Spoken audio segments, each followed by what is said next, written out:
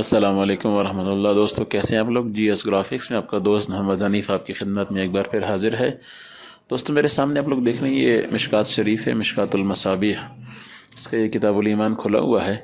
آپ لوگ دیکھ رہے ہیں یہاں پہ یہ بین السطور لکھا ہوا ہے، یہ دیکھ رہے ہیں آپ نا۔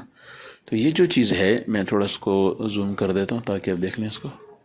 اب دیکھ رہے ہیں یہ من ہجر اے ترکا، اس طرح سے جو ہے نا ان العباس بن عبد المطلب، یہ اے عم النبی صلی اللہ علیہ وسلم، یہ جو چیز ہے یہ کس طرح آئے گا ہمارے پاس؟ تو آج کی ویڈیو اسی حوالے سے ہے کہ میرے جو بھائی کمپوزرز ہیں یا جو پروف ریڈنگ کرتے ہیں، کچھ بھی اس طرح کا کام کرتے ہیں، ان کے لیے یہ چیز بڑی مشکل ہوتی ہے کہ دو لائنوں کے بیچ میں یہ باریک باریک لکھا یہ کیسے لکھیں۔ تو آج کی ویڈیو اسی کے بارے میں ہے۔ چلیے انشاءاللہ آج کی ویڈیو شروع کرتے ہیں۔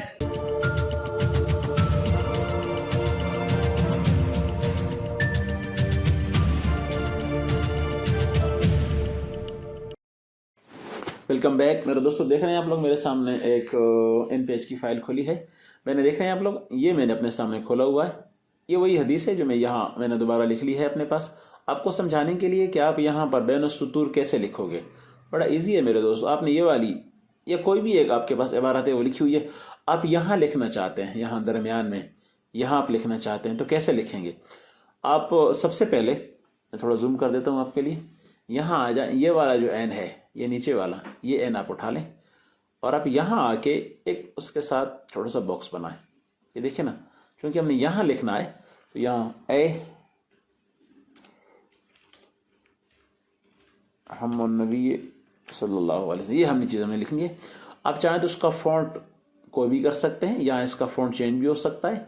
اب یہاں سے اس کا فونٹ بالفرض میں نے یہ کر دیا ہے، ٹھیک ہے نا، اور اس کا سائز بھی آپ جو بھی کر دیں، یہ آپ کی مرضی پر ہے۔ اس کا سائز اور فونٹ دونوں آپ کی مرضی پر ڈیپینڈ کرتے ہیں، آپ کر لیں اس کو۔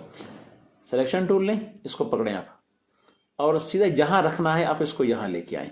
اس کو زوم کر کے دکھاؤں گا آپ کو تاکہ آپ کے لیے آسانی ہو سمجھنے میں۔ یہ دیکھیے میں اس کو اٹھا کے یہاں لاتا ہوں، یہ اس کو میں یہاں رکھوں گا اس کے نیچے، لیکن دیکھیے ساری عبارت میری خراب کر دی اس نے۔ یہ سب سے بڑا ایشو ہوتا ہے جس کو ہم سمجھ نہیں پاتے ہیں۔ اس چیز کو ہم کیسے سالو کریں گے کہ یہ جہاں ہم رکھیں یہ ہماری اوپر یا نیچے لائن والی جو عبارت ہے، ٹیکسٹ ہے، اس کو یہ خراب نہ کرے اور اپنی جگہ پر مکمل رہے۔ اس کا آسان طریقہ ہے، میں اس کو تھوڑا نیچے لاتا ہوں یہاں پہ دوبارہ، دیکھو پھر ٹھیک ہو گیا۔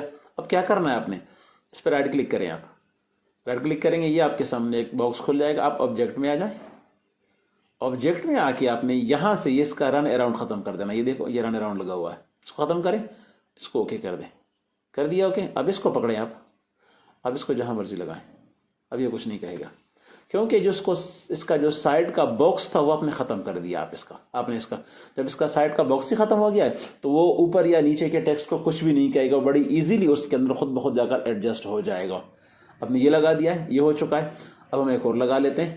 میں یہاں سے دوبارہ این پکڑتا ہوں اور یہاں آتا ہوں اور یہاں میں ایک چھوٹا سا اور باکس ڈرا کر لیتا ہوں۔ یہاں پہ یہ جو نا ذاق طعم الایمان ہے، یہاں پہ جو عبارت لکھی ہوئی تھی وہ عبارت دوبارہ ہم لکھ لیں گے، کچھ بھی ہو، اے ذاق حلاوتہ، بس یہ وہ عبارت نہیں ہے، کچھ بھی عبارت آپ یہاں لکھ لیں، ٹھیک ہے۔ اس میں آگے پیچھے کچھ ہے بھی تو اس کے ساتھ بھی ہم نے وہی کرنا ہے۔ سلیکشن ٹول اور یہاں کس کو بھی چیک کر لو، اس کا بھی رن اراؤنڈ لگا ہوا ہے، ختم کرو، اوکے کرو۔ اب اس کو یہاں سے پکڑو اور سیدھا یہاں نیچے لے کے آ جاؤ، دیکھا آپ نے یہاں آ گیا۔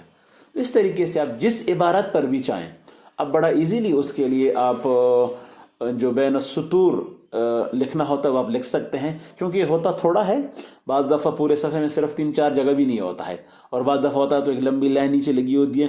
تو آپ ہر بار اس کے لیے ایک ٹیکسٹ باکس لے لیں وہاں سے، اور ٹیکسٹ باکس لینے کے ساتھ ساتھ اس کو پھر بڑا کر کے برابر کر کے اس کو اس کے نیچے لگا دیں، تو یہ آپ کے لیے انشاءاللہ کافی ہو جائے گا۔ امید کرتا ہوں کہ آج کی یہ جو ٹپ ہے ان پیج کے بارے میں یہ آپ کو بھی پسند آئے گی۔ بہت شکریہ۔ السلام علیکم ورحمۃ اللہ وبرکاتہ۔